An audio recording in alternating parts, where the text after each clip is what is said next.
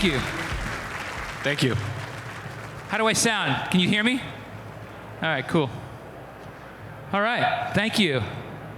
Monitor's working really well. Thanks, Lee. Thanks, Eric, Cinnamon. Thank you for inviting us. Can I have my monitor here so I can see? There we go, thanks. All right, as people are arriving, let's start with a story. The power sport of all power sports, Formula One.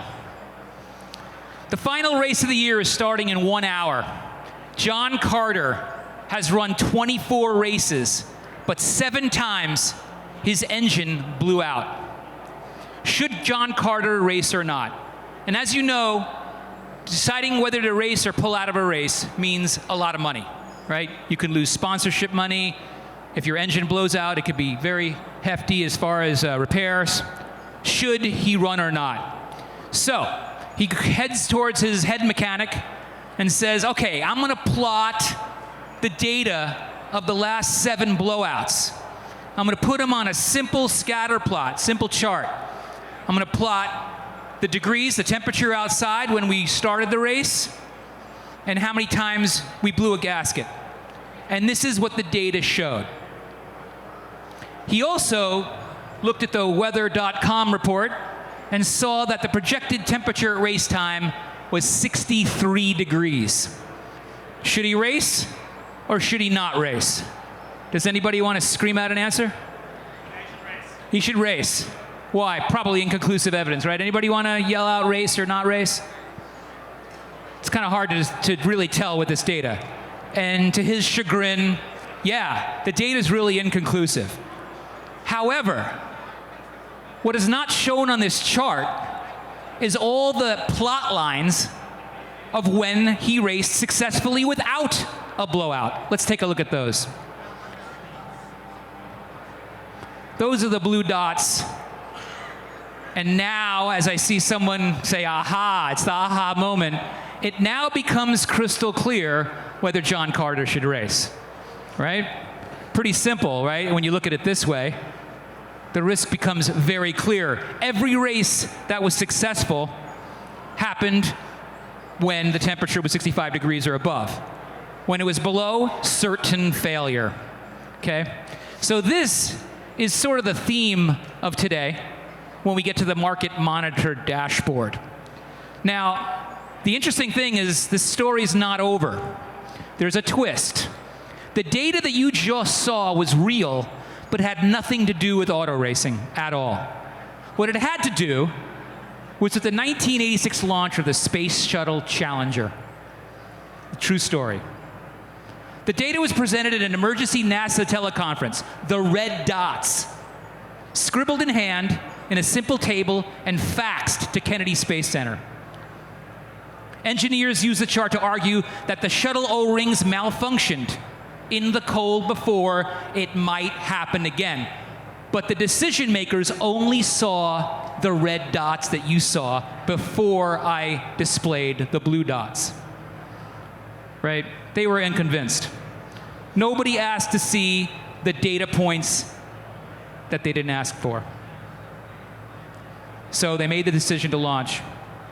And as you know, the rubber O-rings linked, a joint of the solid rocket boosters failed, the space shuttle broke apart, 7 crew members died.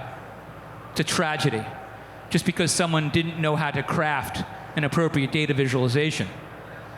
The Challenger was a potent example of the wrong way to display data.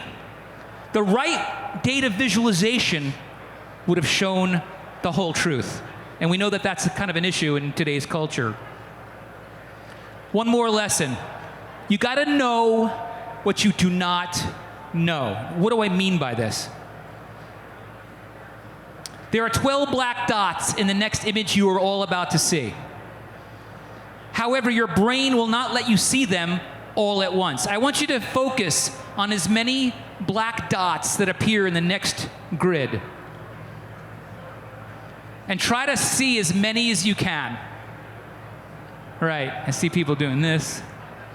You could see maybe definitely 1 or 2.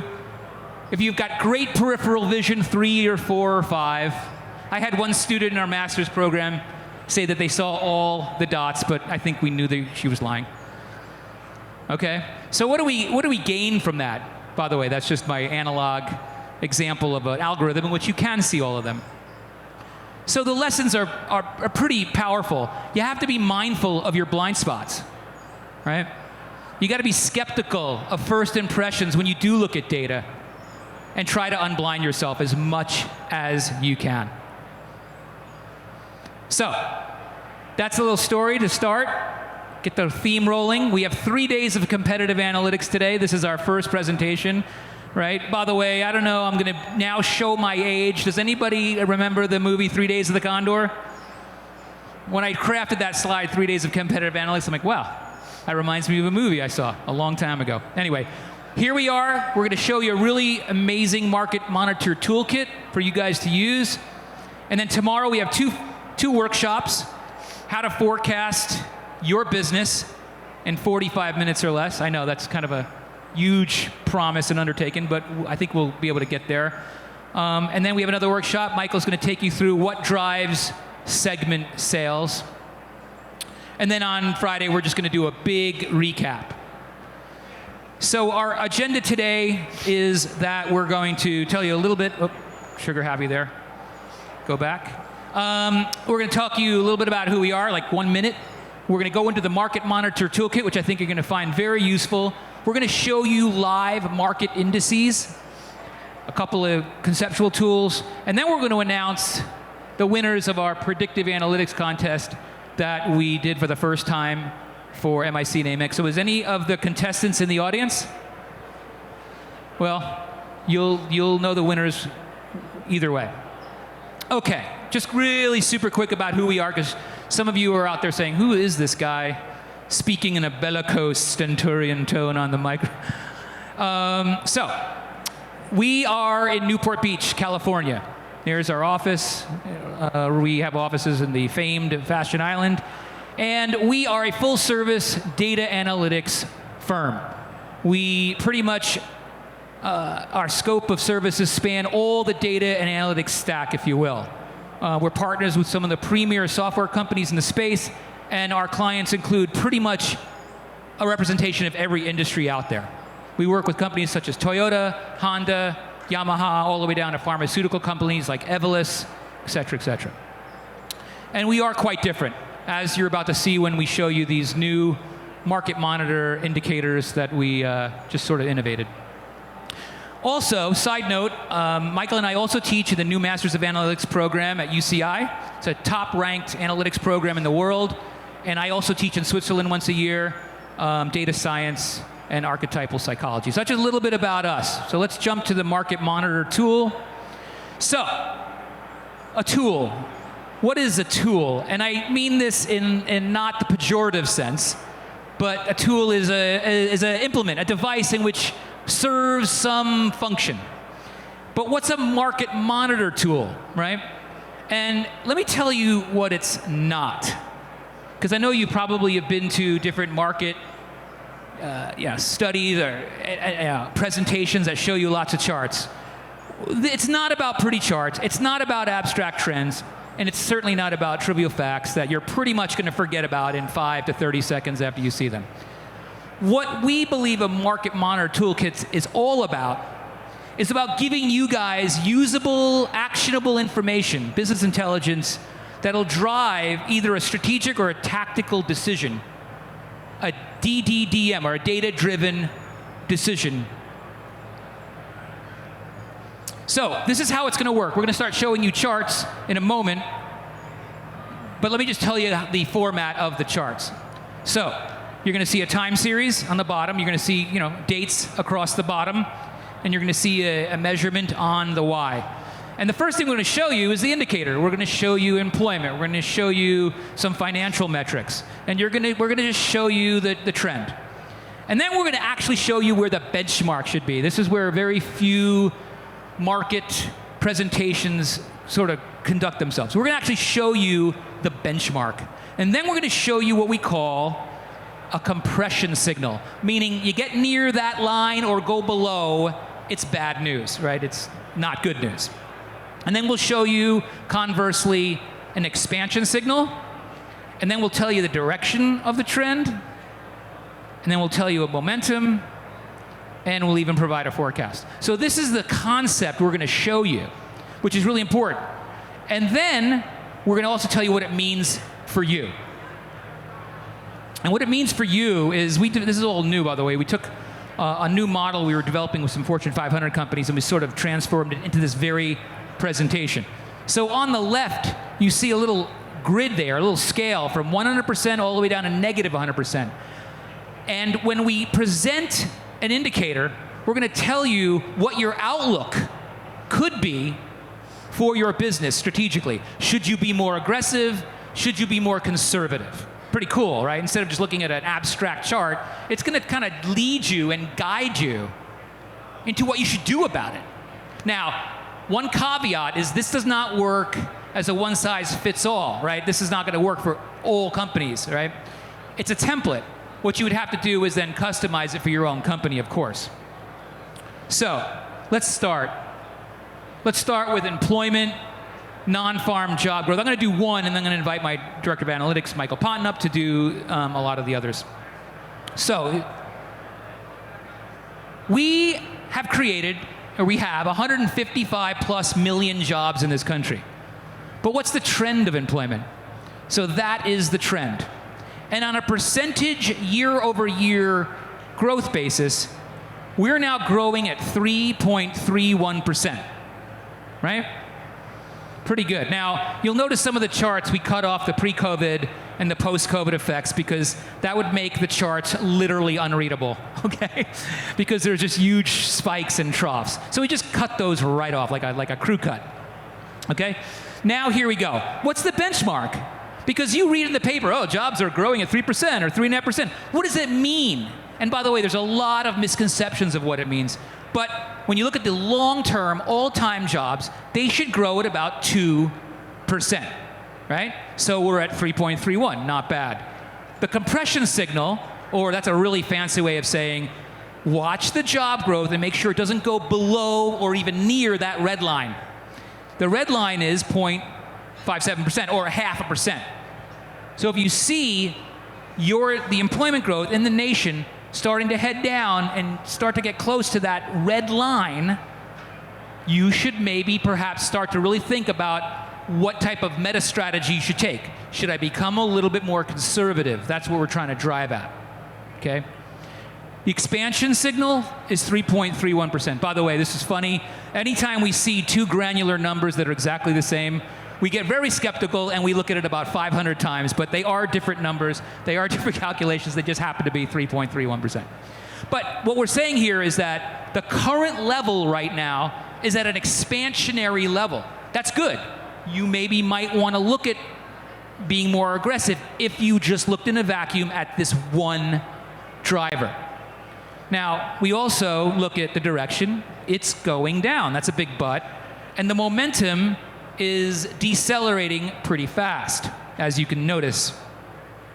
We're forecasting for January of 2023, and all our forecasts today and all of our charts will give you a forecast for January of 2024.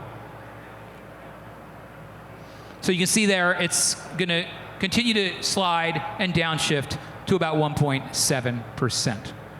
Now, I'll finish up by saying we're not quite there yet, right? You've got a lot of cool information. We've given a couple of reference points as kind of tools, but now we give you this. We give you a table that tells you from that negative 100% absolute conservative benchmark all the way to that positive 100%, and we gave each of those marks that we just mentioned a grade, if you will, right? From the current line, the benchmark, the compression signal, the expand, all of them.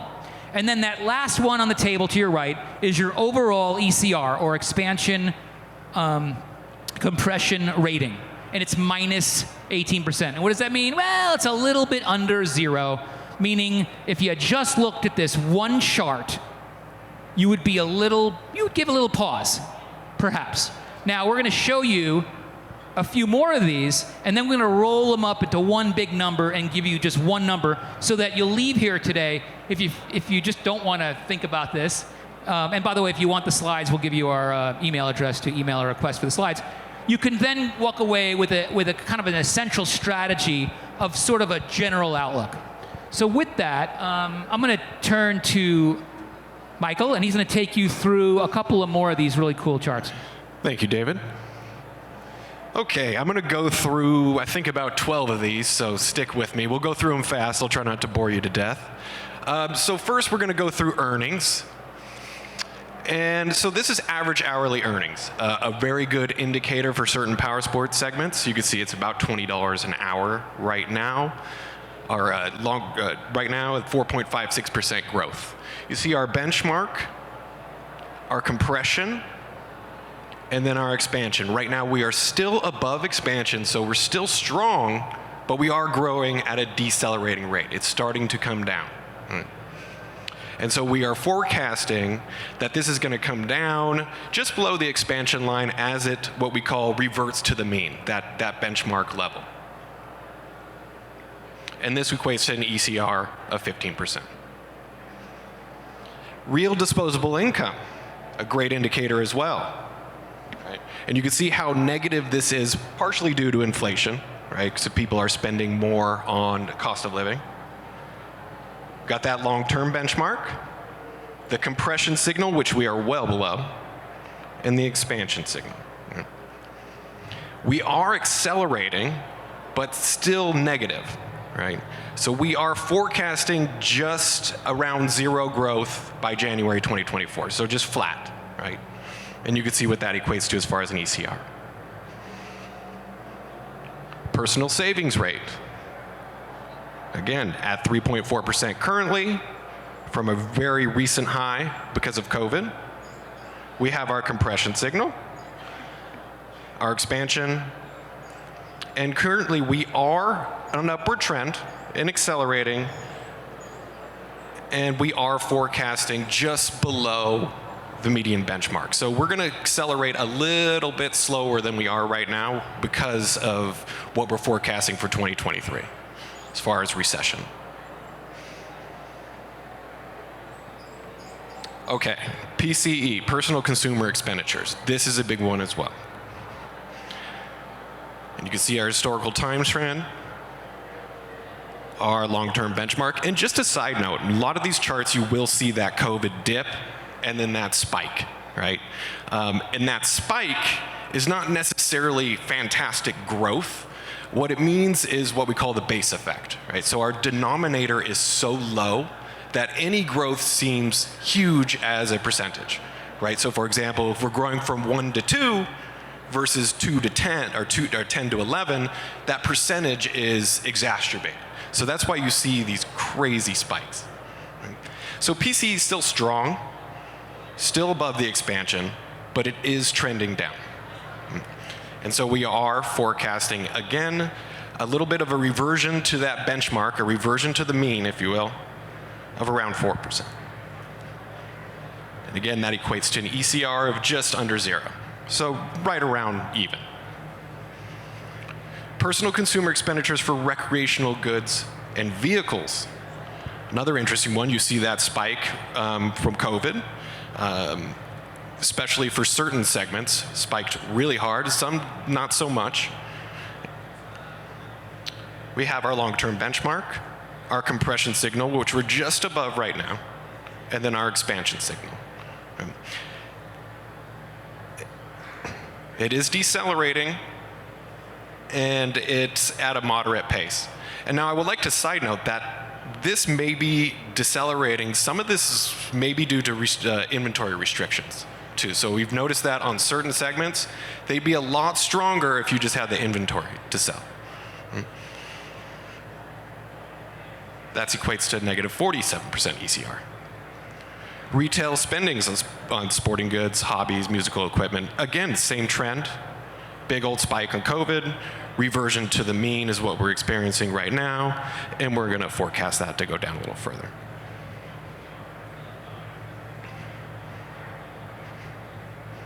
Right to the compression line.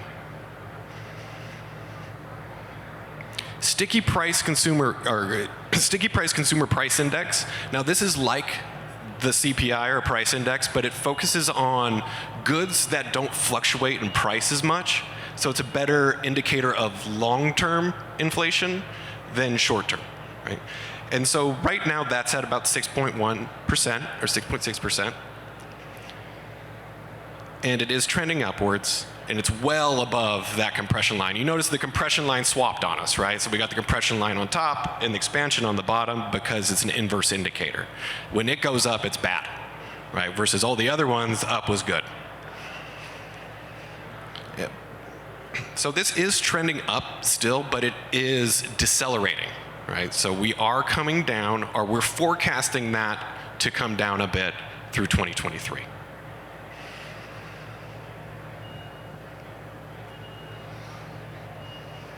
Okay, real estate. So, home sales. Wow. Currently negative 33%. You can see the benchmark is around 2%. We are way below that compression signal of -5. And there's our expansion signal. That is still trending downward, and it's actually trending downward still at a very strong pace, which is not good. However, we are forecasting that to come up a little bit. However, that number's still negative. So sales are still declining. They're just declining at a lower rate, right? So still bad. And that equates to negative 90% ECR. US existing home price, another good one. You can see that recent COVID spike, but now we're back down to 2.28%. There's our long-term benchmark. Our compression signal, which we're just about right at. Our expansion.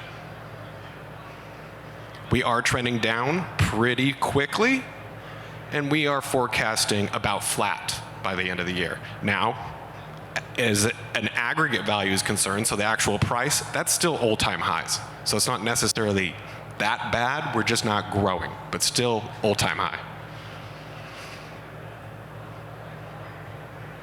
Total construction spending. This is a really good indicator for certain motorcycle segments, by the way. And if you're interested in learning how to determine those indicators or isolate those indicators, I'll actually be teaching that on Thursday. But this is a really good leading indicator for several segments. Currently at 7%, 7.6%. You can see our compression, our expansion. We are trending downwards, but it's still very strong. And we are forecasting around 4%. Again, still growing. Again, aggregate values still near all-time highs.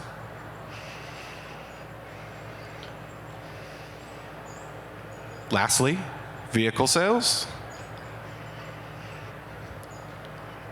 16.2 million a year, seasonally adjusted. Right around where we should be, right around our long-term benchmark. We have our compression signal down there, our expansion signal. We are trending upward and at a moderate pace, but we are forecasting that to be flat by the end of 2023.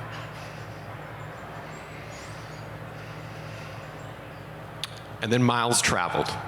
Again, you see that COVID spike, remote work, then back to work. See our long-term benchmark, our compression, expansion, going down right now, and our forecast, which is going to be continue to go down, right? Because we are forecasting a pseudo soft landing recession in 2023 here. And now I'll hand it back over to David for mortgage rates and yield curves. Thanks, Michael. Thank you. So, There you go, sir. thank you. I may have been remiss into telling you guys. By the way, Lee, you're right. I got to hold this microphone like I'm swallowing it, so I make sure you guys hear. I was remiss in telling you guys that a lot of companies, they're always wondering, well, what should I do? And, you know, what kind of strategy should I follow? What kind of data should I look at? This is it. These are the key drivers. Now, we have a database of literally over 1.2 million of these. We're only showing you 16 today. So I wanted to do more, but Eric wanted to, throw me over a cliff if I was going to do more. So, but this is it. These are the key things that should be driving strategic business decisions. Let me go through a couple more, and then we'll get to some live dashboards to really bring home some points. So this is a 30-year fixed rate mortgage. I'm not going to go through this, with a lot of granularity. You see this all the time. We're right now at a little above 6% 30-year fixed, right? The long-term benchmark is 4.8. The compression signal is 6.13. We're right there right now. And the expansion area is below 3.9. This is, again, is an inverted expansion and compression signal chart because mortgage rates up, bad. Mortgage rates down, good. Direction, not good. It's going in the wrong direction, and so is the momentum. So mortgage rates, obviously, we're hoping will abate and start to temper downward. Now, this is one of my favorites. Michael implored me to make sure I present this one because I guess it's my favorite, but this is the yield curve. This is taking, I know it's going to get a little wonky, but just stay with me. We take the 10-year Treasury bill, and we minus the federal funds rate. And what that does is essentially take the long-term rates and subtract out the short-term. It should generally be positive, right? When you invest your money in the long term, you should get more money than if you're just making a short-term investment. Well, right now, the yield curve is negative. You'll notice that the it's well below the zero benchmark at 90 basis points below. And a lot of economists point to this and say, hey, when the yield curve goes negative, times are going to start to get a bit rough. So what's the message for you guys and the dealers out there? Well, just to be cautious. Okay, it's not a panacea. It's not going to happen all the time, but generally it's a signal, right? A signal of just being more cautious. So that's that chart right there. We're forecasting that to go back up to about 100 basis points positive over the next year. So that is good news. We do believe the Fed is probably done raising rates in any significant or material manner, and we're going to see a lot of other dynamics push that up. And so finally, if we wanted to wrap this up with an index of indices, kind of a weird phrase, we have what's called a 1,000-point strength index. So you're going to probably look at this and go, why don't you just show us that and not show us any of the other previous 16 charts? But this is our index of literally hundreds of thousands of drivers. Anything you can imagine is in this stew, this pot of demographic and macro and microeconomic drivers. It's called our 1,000-point strength index, or TPSI, right? Again, tons of drivers. The benchmark is 500. So anything above 500, you're about to see it in a moment, anything above 500 is relative strength. Anything below 500 is relative weakness. Okay? And it's a great tool. We use it pretty much in everything we do. And it really is one of those one-look views to really get a sense of, well, in this case, what the U.S. economy is doing. We've done TPSIs for scooters and pharmaceutical drugs and all sorts of things. And the thing to be aware of this are cycles. Your business goes through a cycle. Your individual products or services go through a cycle. And to know those cycles in a very basic sense of expansion, deceleration, contraction, recovery, where's the peak, where's the trough, most business owners do not know and cannot identify any of those points. And so with the power of some data, some basic charting, and understanding where those levels are, benchmark, compression, expansion, you get to really understand peaks and troughs, and that in turn should transform into some type of general strategy. So here's our TPSI from 0 to 1,000, and you see that gray benchmark line, that our horizontal line, the upper part of the chart, and there is our TPSI. We actually have it going back to 1791, every month since 1791. And the one thing, if you want to see it, I can kind of show it to you later, but it shows an unbelievable consistency in economic cycles. Oh, World War II changed the economy. Oh, the internet changed the economy. Sure, it did, but the cycles remain very consistent. So this is a magnification of that since 2009. And just a couple of key points, and this is going to give you all you need to know about the story of the economy since 2009. 2009, August was the trough. 183.6. That's a really low number on our scale. Then we had a sub-cycle peak, 375, April of 2011. Then we had a full cycle peak, May of 2018, 534.4. Then we had a cycle trough, April 2020, 303.8. And now the most recent cycle peak was November of 2021. Where are we now? We are right now at 426.9. So you can notice that deceleration from November 2021 to today, right? And by the way, we update this every day, so that is as of today. You can see that we're starting to slide. Where are we going to be in a couple of months or a couple of quarters? We are expecting the next trough to be 3Q, 4Q of this year. Is it going to be a hard landing? Right now, no, but it's probably going to be a soft to moderate recession and probably a slight to moderate landing, if you will. We then predict the next peak to be in a couple more years, just the end of the year of 2025. So this is our sort of super summary, our encapsulation of the entire economy. And again, we use this as a market monitor tool for you to use to gauge, well, should I be conservative? Should I be a little aggressive? Should I be a lot aggressive? And again, it's only the starting point. I have to make the caveat that a lot more goes into what you should do as a specific company. So I'm not telling you, look at all those charts that Michael and I just showed you, look at this, and then run with your strategy. You have to dig deeper into your specific core company. So here's a summary. This is kind of cool. It might be small font, but it outlines everything we just rambled about in the last 25 minutes and summarizes it nicely. I know you can't see that bottom weighted number, but we did this. Here is the ECR, and because I like hard rock, we call this the ACDC, the Aggressive Conservative Decision Continuum. And so when you look at the overall scale from 100% positive to negative 100%, where are we? You just rambled, David and Michael, about these 16 drivers in the TPSI. Where are we? And so if you had to give you one single number, it's minus 28%, which aligns through the nomenclature on this table of semi-conservative. Should you be aggressive? This is saying no, but again, remember the context and the specificity and the shape and color of your own company. Pretty cool? So what we try to do is take a lot of complex, abstract, mumbo-jumbo economics, macro, micro, nano-economic stuff and try to boil it down to one simple number that you can digest as a starting point to say, hey guys, we should have a meeting and talk about our overall strategic outlook, right? Because that does affect decisions. How are we doing on time? Pretty good, actually. Okay.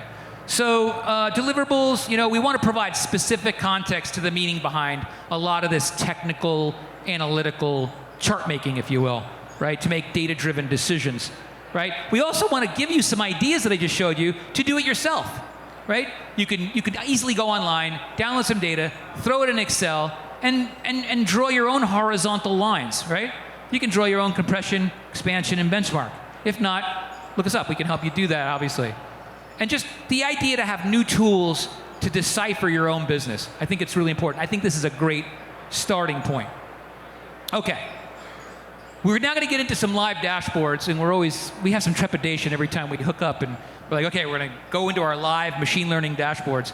But before I do that, the caveat is we are not allowed to use real sales data. We are not allowed to use real price data. And that's normal, right? I mean, it's very sensitive data, but the way around that is to show the trends using an index.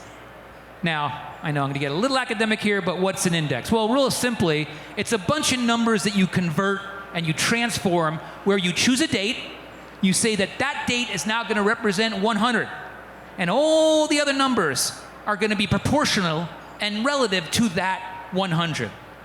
Just a super quick example to drive home, the point.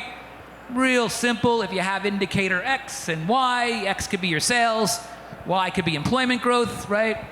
And you're like, how do I even compare those two? They're just so different. You index them. And now, voila, magic. You can now look at them much more easily. So, now I'm going to do a trick here. Pray to the gods of the internet and all the other things that get involved with this. All right. So, live dashboard. You notice the expansion signal and the compression? I set those to max, so that's not right. But before we do that, when you look at real data, and by the way, this is all indexed. So these aren't sales. This is an index of sales starting on January 1995. So we're looking at all power sports sales starting on January 1995, where that number is 100. But this is just hard to look at. So the first thing we're going to do is we're going to change it into a 12-month moving average. And this is magic, guys. Ta-da! Isn't that better? Ah, much better to look at. Now, we're going to take our expansion signal and we're going to make it the upper quartile, or the 75th percentile. Or in geek speak, it means you get above that level, you're doing pretty well, relatively speaking. And then we'll make the compression 25. Okay? There you go. So, now we've got a live sales index of all power sports. And I'll probably just go through the segments. Sure. Go for it. So, let's go take a look at some segments, shall we? Right? So we're just going to go right through these. There's competition bikes, right? And I just want to go through these relatively quickly, but I want you to notice a cycle where it's peaking, troughing, and then obviously focusing on the last part. Now, what's cool about a live dashboard, right, is you might not care about this 2000 to 2010 period, right? You might say it's irrelevant. Oh, that's fine. Let's just get rid of it.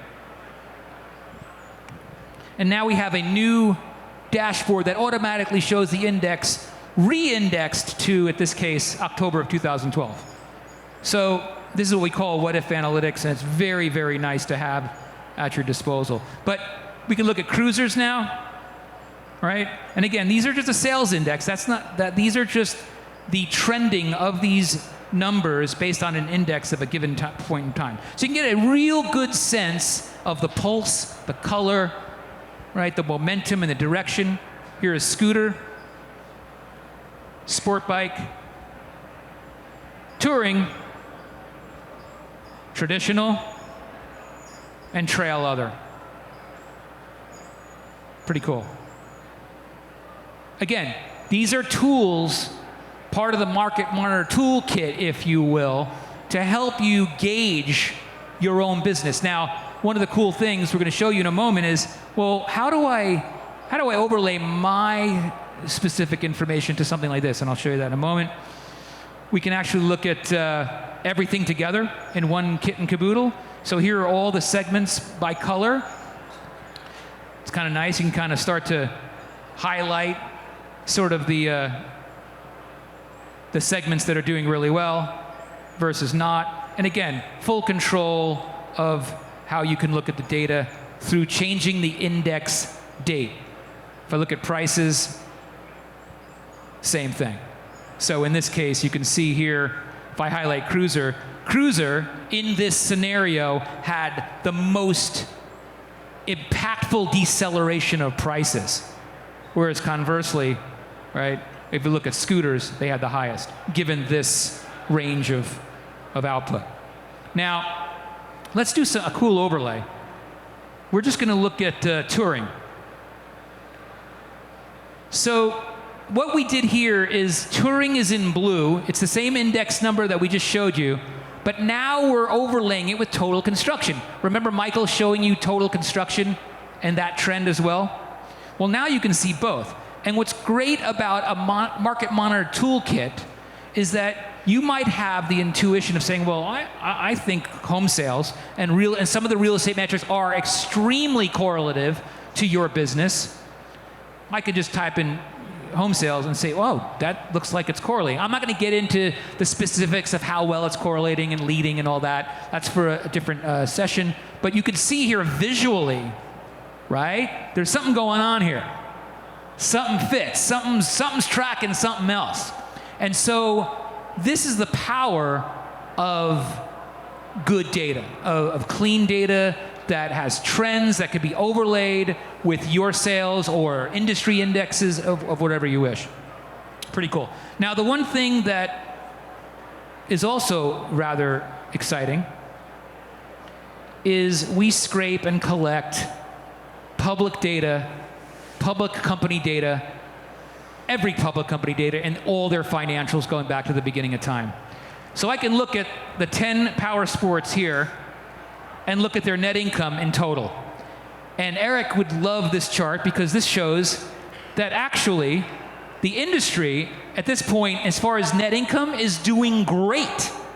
And so I had to show this because, God, we look like a wet blanket up here, telling you that most of these indicators are going down, downshift, and it's decelerating, and it's the wrong direction. But here's net income. We're just telling you that your outlook, your strategic outlook, should be cautious because your company and the industry does not work and operate in a vacuum, and that there is going to be countervailing headwinds that have already happened and will happen soon. Now, what's cool about this is, and probably not a good idea to do this, but I can look at BRP, I can go to Harley-Davidson, I can literally go in and look at the financial operations of any specific company. That's rad, because now if you believe that you are correlating and leading to a specific company, I can do that very easily. And we only, put in a handful of drivers for this presentation, but it's a really cool tool. So, let's go back to the presentation and finish up.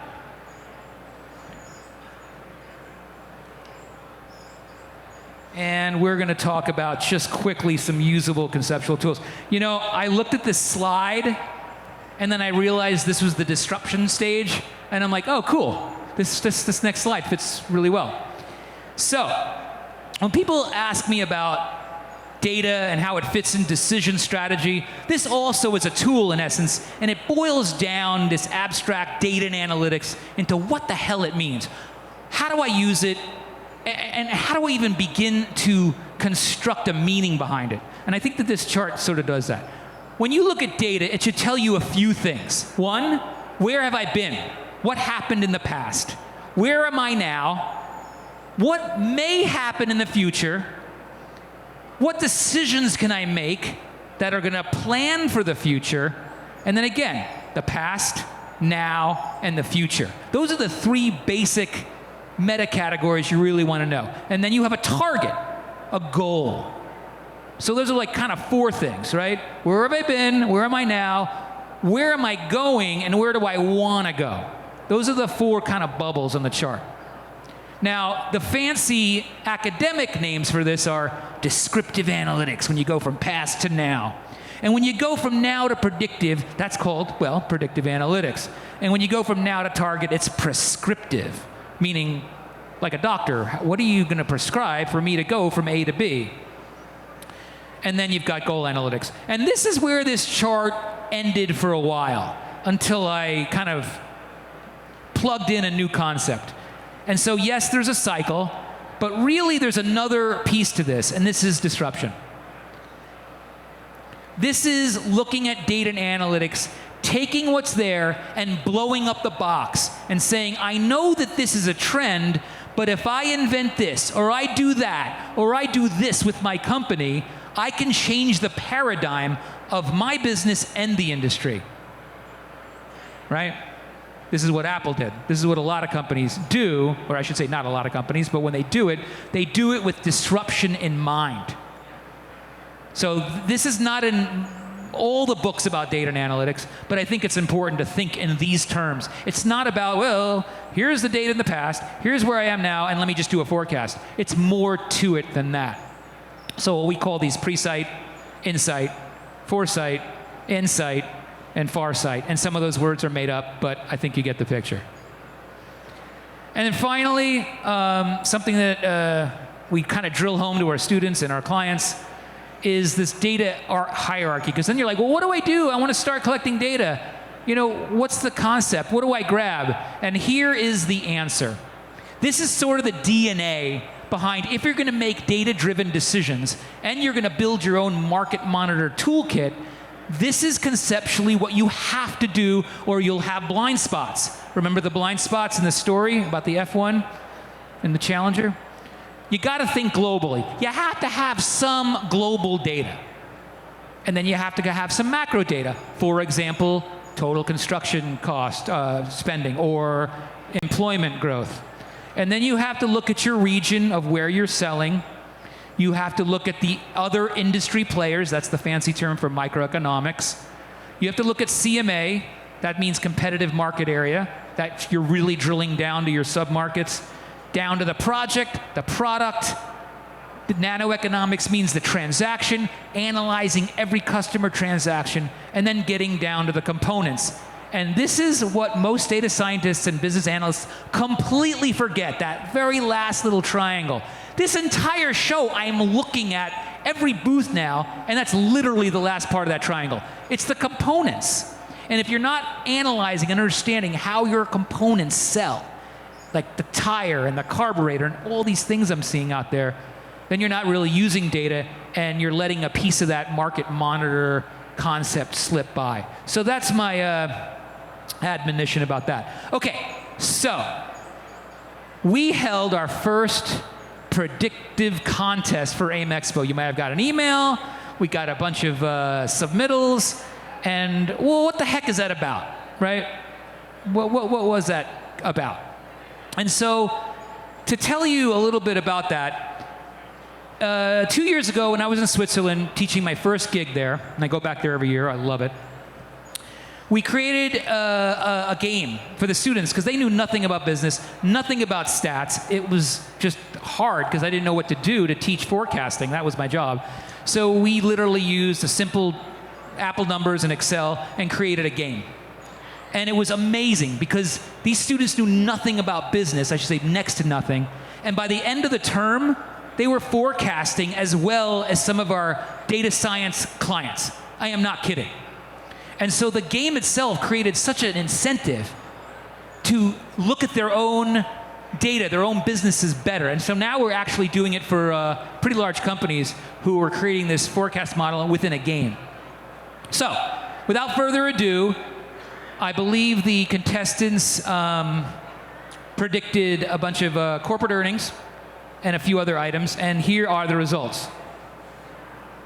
James Casme, if you're here, you had the lowest MAPE, or that's a fancy term for, you had the highest accuracy in your predictions, followed by Rick Beyer, Kyle, Neil, Alan, Florian, John, Diego, Matt, and Adam. The lowest. And then Andy. And then we also have other winners, or a winner, I should say. Yes, James won for the highest ROI. Now, what do I mean by ROI? Because all the contestants also put money and made an investment in each of their predictions. This is brand new concept, which provides sort of a confidence interval, a confidence level for your prediction, right? So you're not just making a prediction, you're actually putting money where your mouth is and saying, well, I'm going to put $3 million, $5 million of fictitious funds into this specific investment. So James had the highest ROI. He doubled his money, essentially, followed by Neil, Diego, John, Matt, Kyle, Alan, Rick, Florian, and Andy. So if you're one of the winners, top one or two, I believe, go to the business center at AIMExpo. I'm pointing to it right now. It's like the far back left from where I'm sort of throwing. Okay, pretty cool. If you want to know more about the YFL, we are going to go over this in my workshop just a bit, 1 o'clock Thursday, and we're going to go through this awesome exercise, which took a while to figure out how to do, is how to teach you guys how to do a quick forecast on your own in like 40 minutes. It's pretty cool. So thank you very much. Again, if you want to pose a question to us or you want to talk offline, you can email us at info@competitiveanalyst.com. So anyway, Michael and I, on behalf of Competitive Analysts, want to thank Eric Pritchard from MIC and everyone here for showing up. I hope we didn't go too fast or go too deep into the geek talk, but we really love data and analytics, and we just love helping this industry. It's an amazing industry, and we do have a very positive outlook for it long term. Thank you very much. Thank you very much.